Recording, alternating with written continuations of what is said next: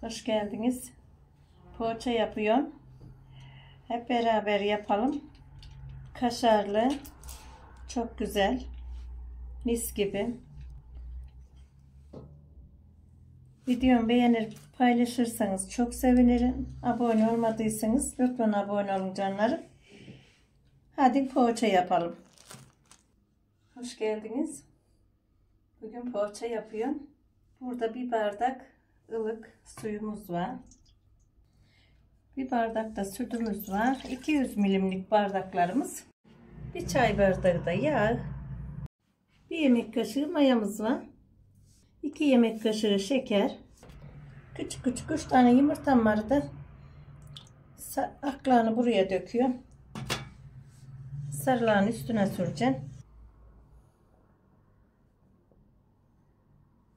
6 bardak un koydum.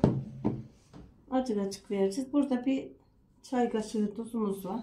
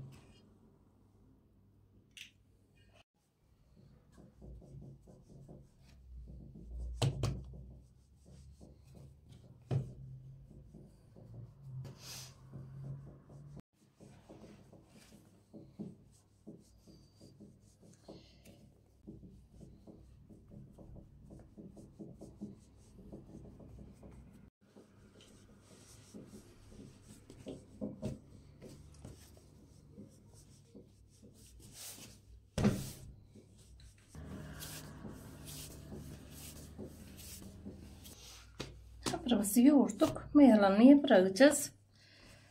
Mayalanınca yaparken görüşürüz. Kaşarı böyle elimle kıyıveriyorum.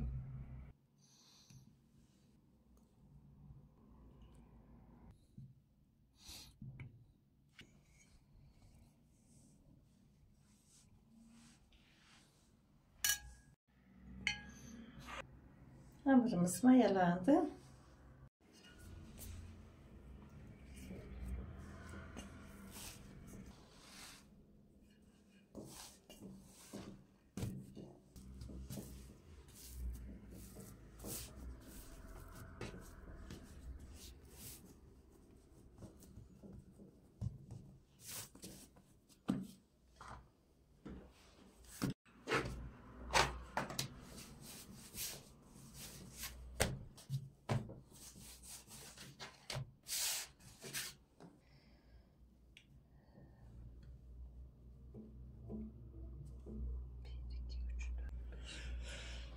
Yedi 7 14.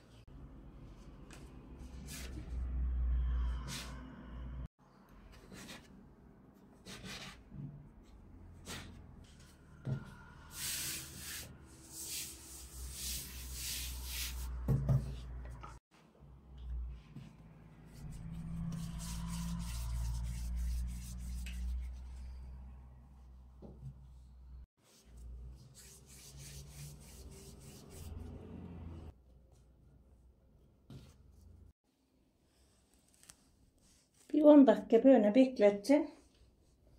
Poğaçamızı yapacağız.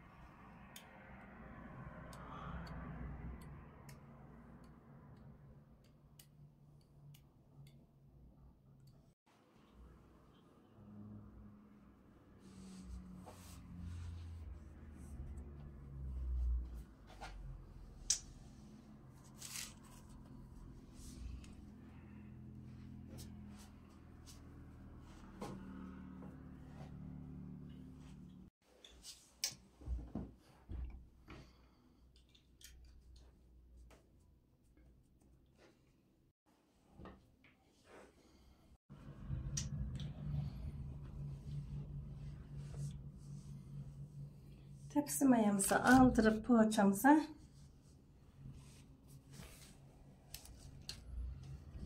yumurtasını sürüp fırına vereceğiz.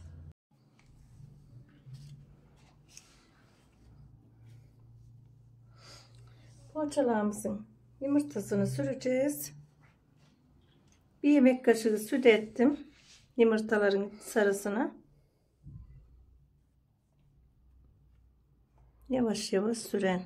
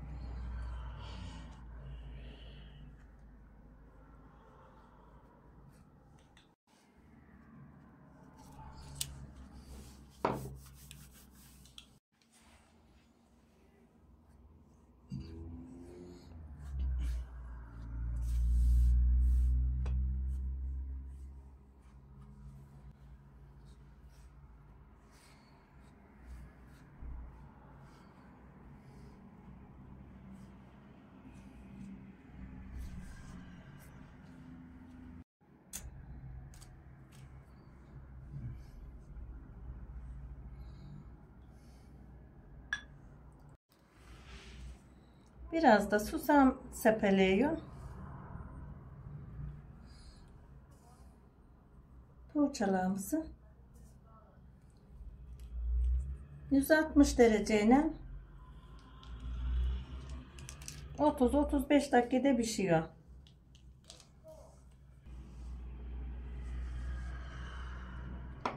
Poğaçamızın işi bitti. Şimdi fırına vereceğim.